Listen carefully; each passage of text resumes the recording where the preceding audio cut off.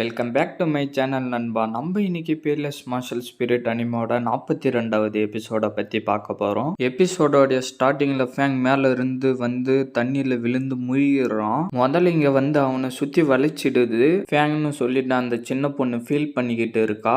நல்லா ஞாபகம் இருக்கு, நீ தானே அந்த ஜிங்காங் செக்டர் சேர்ந்த சின்ன பொண்ணுன்னு யூ சொல்லிக்கிட்டு வரா. இங்கே கியூவான் செக்டர் சேர்ந்தவங்க தானே அந்த சின்ன பொண்ணு சொல்லிக்கிட்டு இருக்கிறப்பவே அந்த பெரிய பொண்ணு மரத்தாண்ட இருந்து கத்தியோட வெளியில வரா. யூ சாட்டில கை வச்சுக்கிட்டு பாக்குறா. பார்த்தா பின்னாடி நின்னுகிட்டு இருக்கா. சிஸ்டர்ன்னு அந்த சின்ன பொண்ணு சொல்றா. ஜாவோ சன்சன் என்ன இந்த இடத்துல வந்து பார்க்க சொன்னாரு.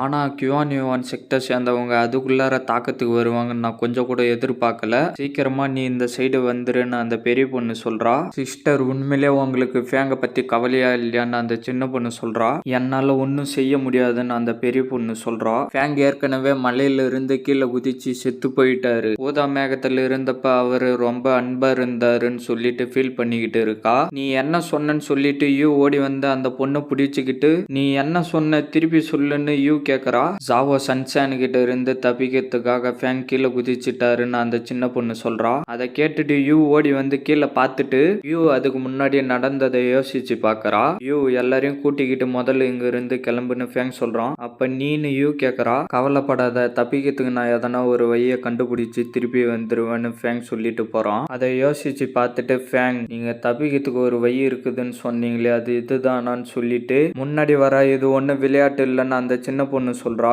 எனக்கு தெரியும்னு யூ கத்திட்டு ஃபேங் கூட இருந்ததை யோசிச்சு பாக்குறா. ஆனா ஃபேங் அவனுடைய டீச்சருக்காக இன்னும் பை வாங்கவே இல்லை. அதுக்குள்ளார அவன் எப்படி செத்து போலான்னு சொல்லிட்டு மேல இருந்து கீழே குதிச்சிடுறா.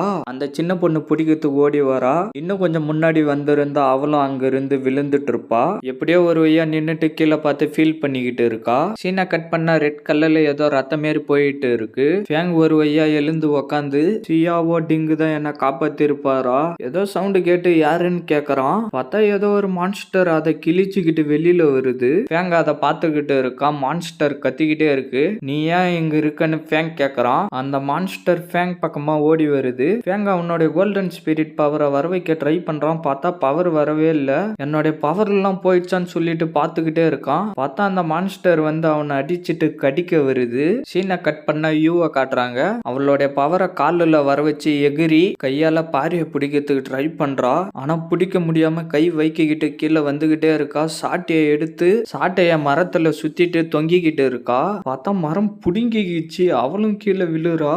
கூடவே அந்த மரமும் விழுது. சீனை கட் பண்ண முதலைய காட்டுறாங்க.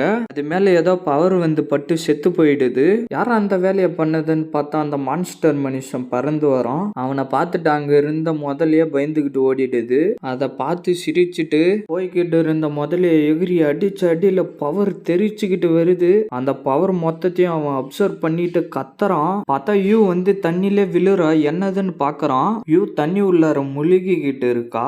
என்னது குளமா? அப்ப ஃபேங் இன்னும் சாவாம இருக்கிறதுக்கு வாய்ப்பு இருக்குன்னு சொல்லிட்டு மேல நீச்சல் அடிச்சுக்கிட்டு போறா. அந்த இடத்துல சுயல் உருவாகிடுது. அதுல இருந்து தப்பிச்சு எப்படியோ மேல வந்தா ஒரு முதல போது அவளுடைய சாட்டையை எடுத்து அந்த முதல வாளிலே சுத்திடுறா. அந்த முதல்ல அதோடைய வாழை மேல தூக்கின வேகத்துல யூ தண்ணியில இருந்து வெளியில வந்துட்டு பாத்துக்கிட்டு இருக்கா. அப்போ ஒரு முதல யூவை கடிக்க வருது. அப்ப அந்த மான்ஸ்டர் மனுஷன் ஓடி வந்து எகிரி அதை உதைச்சிடுறான். யூ போய் தண்ணியில விழுந்துட்டு பாத்துக்கிட்டு இருக்கா. அந்த மான்ஸ்டர் மனுஷன் அதோடைய பவரை அப்சர்வ் பண்ணிட்டு யூவை பார்த்து கத்துறான். யூ அவளுடைய சாட்டையை எடுத்து அவன் கையிலே அடிக்கிறா. அவன் கடுப்பாகி கத்திட்டு ஓடி வரான். யூ என்ன பண்றதுன்னு தெரியாம முயற்சிக்கிட்டு இருக்கா. அடிக்க வந்துட்டு கிட்ட வந்து நிறுத்திடுறான். யூ அங்க இருந்து தப்பிச்சு ஓடி வரா. அவன் டக்குன்னு வந்து யூ அடிச்ச அடியில யூ பறந்து போய் கரையிலே விழுந்துடுறா. சாட்டை எங்கேயோ போயிடுது. அதை எடுக்கலான்னு ஏஞ்சிக்கிறா. சவுண்டு கேட்டு திரும்பி பாக்குறா. பார்த்தா அவன் அடிக்கிறதுக்கு வரான். யூ ஷீல்டு மாரி வர வச்சு தடுக்க ட்ரை பண்றா. அதை உடைச்சிக்கிட்டு வந்து யூவோடைய கையை கடிச்சு பவரை அப்சர்வ் பண்ணிக்கிட்டு இருக்கான். யூவால ஒன்னும் முடியாம மயங்கிடுறா. அவனுடைய உடம்பு ஃபுல்லா நெருப்பா எரியுது. அவன் கத்திக்கிட்டு இருக்கிறப்ப மூஞ்சி ஃபுல்லா நெருப்பா வந்து ஃபேங்கோடைய உருவத்துல வந்து யூ பக்கத்திலே விழுந்துடுறான். ரெண்டு பேரும் மயக்கத்துல இருக்கிறாங்க. இதோட இந்த எபிசோட் முடியுது ஃப்ரெண்ட்ஸ். மறக்காம வீடியோக்கு லைக் போட்டுட்டு சேனலை சப்ஸ்கிரைப் பண்ணிட்டு பெல் பட்டன் ஆல் கொடுத்துருங்க. அப்படியே இந்த மாதிரி அனுப்பி பார்க்குற ஃப்ரெண்ட்ஸ்க்கும் வீடியோவை ஷேர் பண்றேங்க. நான் உங்களை அடுத்த எபிசோட்ல மீட் பண்றேன். See you guys.